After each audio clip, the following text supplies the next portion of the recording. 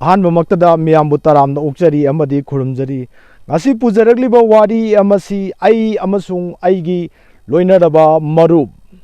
me and my friend ꯍꯥꯏꯕ ꯋꯥꯔꯤ ꯑꯁꯤꯅꯤ ꯋꯥꯔꯤꯁꯤ ꯁꯨꯃꯥꯏꯅ ꯇꯧꯕꯅꯤ ꯑꯥꯗ ꯃꯩ ꯑꯣꯏꯅ ꯎꯔꯤꯕ ꯑꯃꯦꯔꯤꯀꯥꯟ ꯍꯥꯏꯔꯤꯕ ꯂꯝꯗꯝ ꯑꯗꯨꯗ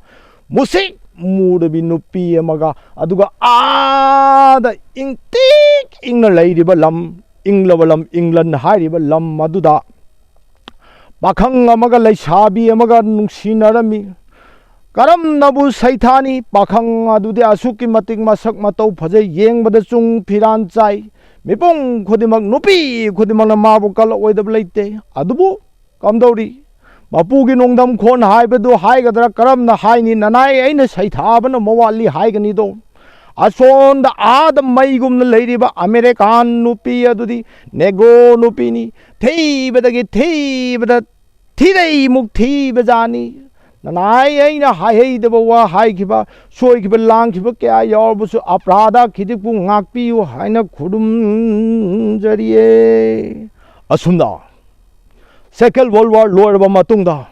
ꯄꯥꯈꯪ ꯑꯗꯨꯒ ꯂꯩꯁꯥꯕꯤ ꯑꯗꯨꯒ ꯅꯨꯡꯁꯤꯅꯗꯨꯅ ꯌꯥꯝꯅ ꯊꯃꯣꯏ ꯀꯠꯅꯗꯨꯅ ꯃꯕꯥꯅꯤ ꯑꯁꯤ ꯅꯨꯡꯁꯤꯒꯤ ꯏꯄꯥꯛꯇ ꯇꯥꯎꯊꯗꯨꯅ ꯉꯥꯅꯨꯒꯨꯝ ꯔꯤ ꯂꯥꯛꯂꯤ ꯏꯁꯩ ꯀꯌꯥ ꯁꯛꯃꯤꯟꯅꯩ ꯅꯨꯡꯁꯤ ꯅꯨꯡꯉꯣꯟꯒꯤ ꯋꯥꯔꯤ ꯀꯌꯥ ꯁꯥꯟꯅꯩ ꯂꯣꯏꯕ ꯅꯥꯏꯗꯦ ꯃꯕꯥꯅꯤꯒꯤ ꯋꯥꯔꯤ ꯃꯕꯥꯅꯤꯒꯤ ꯅꯨꯡꯁꯤ ꯋꯥꯔꯤ ꯏꯪꯂꯟꯗ ꯃꯇꯝ ꯈꯔ ꯂꯥꯛꯂꯝꯈꯤ ꯅꯦꯒ꯭ꯔꯣ ꯅꯨꯄꯤ ꯑꯗꯣ ꯃꯍꯥꯛꯀꯤ ꯅꯨꯄꯥ ꯑꯗꯨꯗ ꯑꯁꯨꯝꯅ ꯍꯥꯏꯔꯝꯃꯤ ꯃꯊꯪꯒꯤ 12 ꯉꯁꯤꯗꯒꯤ ꯊꯥꯕꯨꯡ 12 ꯁꯨꯕꯗ 이바니 루홍 까이홍두나 융까이 빨라시 하이두나 야나키 누밋 아두다 누파 아두가 누피 아두가 얌나 누아이나 얌 테나 눅시나나 깔라이다 깔라이 빰제이다 뭉시다 하이나 가리지 지리 타오르가 라이 아두가 에어포트 ngasaigi negro no pido nang sakro tha 12 lerga ibani se luhong asi haiduna yanaduna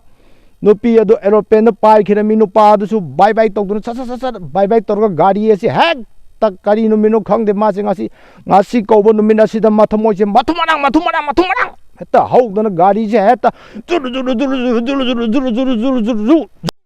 thौदुन लाकप मतम मसिदा सोमदन कमदौरी मपुगी नोंदम खोन हाइबसि मियोबसि आइसु नंगसु लोइना सिगदब ngakतनी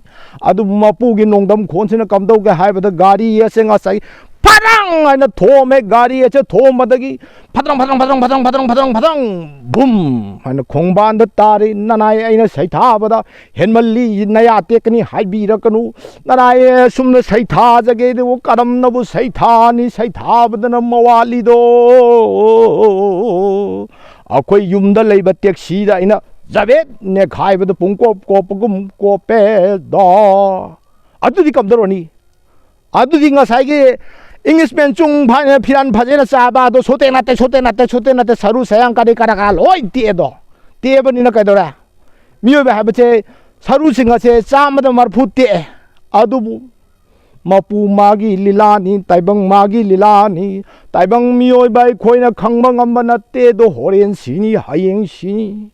सिहौद्रे ने ngसाइ नुपाजे कमाइन तौरे सिहौद्रे डाक्टर द पोरे हॉस्पिटल न पोरे हॉस्पिटल से डॉक्टर निफू यांखैसिन कोइसल्ले हारगा मासे नुमित चोपा ऑपरेशन तौरे मागी सरू सेयांग असे फोसनबा याबा समजनबा याबा तौरे पुंग 12 डॉक्टर सिंगा से हुमांग ओरो कांगदना लोरे नोपा अदुदरी आविना करमनबु हेंजना हाइरकनी मसा अदुदी इदी पंगथोक थोक्तरे इ बातिल लमरोमदंग का Faure हाइमयाय असुमना थाबुम अहुम हौख्रबसिंग असिदा doctor Singh अदुन round table अमदा फमले हायरगा खंगले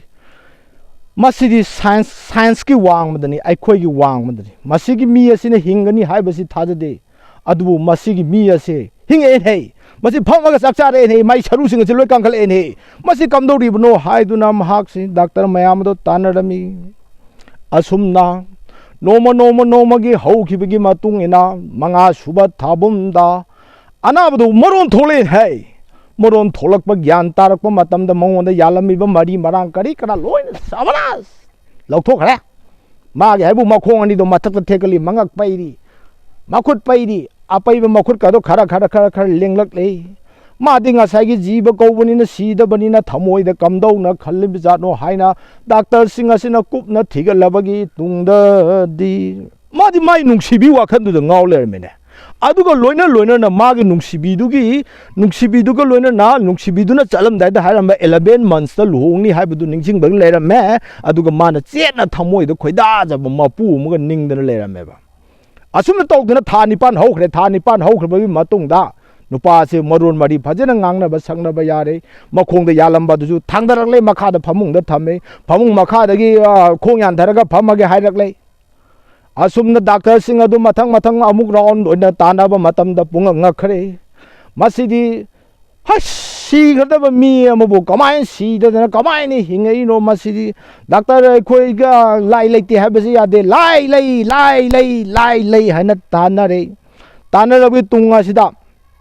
asumna tawduna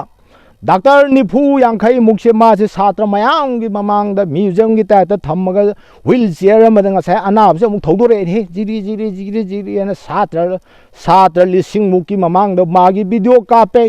dekhi sa gi ba saktam do mai video kape mai saru te ki ba khot ki ba saru sing ado loi na yeng halle satra sing ado pungak ngakle karamna samba karamna tawba khot ba do satra sing do loi na ngal thajabagi wang madanga sai gi nupa je hingore adurgi kamdore mapan suba tha sidadi ngasai nupa se maron mari bhajena thole makhut masa kari kara loi lengba ngame doctor singa se harau jare nuai jare komna thigale magi brain singa se mari marang mayam namjalle harga kari no ibo nangna si gadaba mi amabu hingal ali bisibo karam na no haina doctor na hangma matamda mana wahi amaka harkiba aigi yam teina nungsi jarabi yam teina mutrong murabi negro no pi maga nungsi nari aduna magi promise maga aiga sangna kibu wasak adu ngak tabi ade haide tha tara mathoi subada luhong duni doctor ngasi tha kya sure tha tara mathoi sur tha tara sure adu oita di mathang tha dadi ai soidna maki hogal laga satpang amani ai soidna maki luhong gani na haide ba doctor na sabas beta sabas haide adubu thajabagi wang madanga sagi anabasidi tha taramathoi subam matamda phagala e nanai ena nachin thin nanai ena pungai da hajal ha phagalaktana phamung du dagi di chakhalaktana doctor ai gi che chang do piro ai yum da hallage na haire ba admain tawdana ngasagi nupa se pungpha bakiba nanai tolaba nanai ena lijari ba wari ase somna ponghai da hajan ba pangda da lisan ba malang ni ba thaja bidraga koi gi Google the Thibioba, the miracle man of the world. Aseng bagi thokiba fact yumpom oiba warini. Wari asidagi akoina kari tamba pa kari paratam bi haibasu nanai aina akhangba khitang hajarake. Wari asida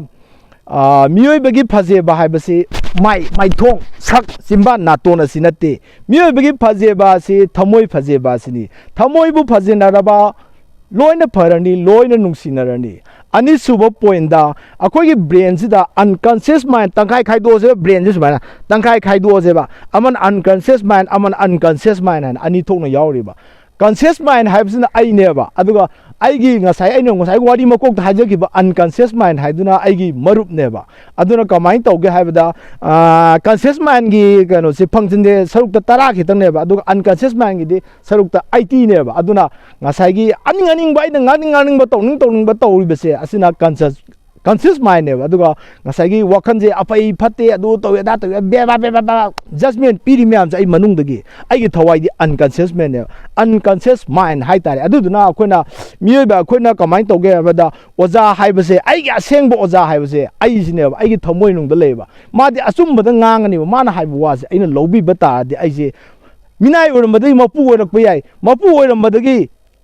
parak tabusu yai tamangam de aduna tamangam de miyobegi punsi aduduna ngasagi thajaba ama leibiu nungsibada kaidonung da minam biganu nungsinana leiminasi hingminana leiminasi sanasi free thinking free speaking free oina wakhan jam shanti oina leisi amusung free oina ngangnasi nokna ba khonna ba kaidoba kaimta thamoida bani aduga nungsibada di kaidongoida minam binu nungsiba haibasi phagina te nungsiba haibase mi phawakta Mangakta thori na ya laga phasegi phanda ta banga mani masi haraga wari asilo chanjarge goodbye.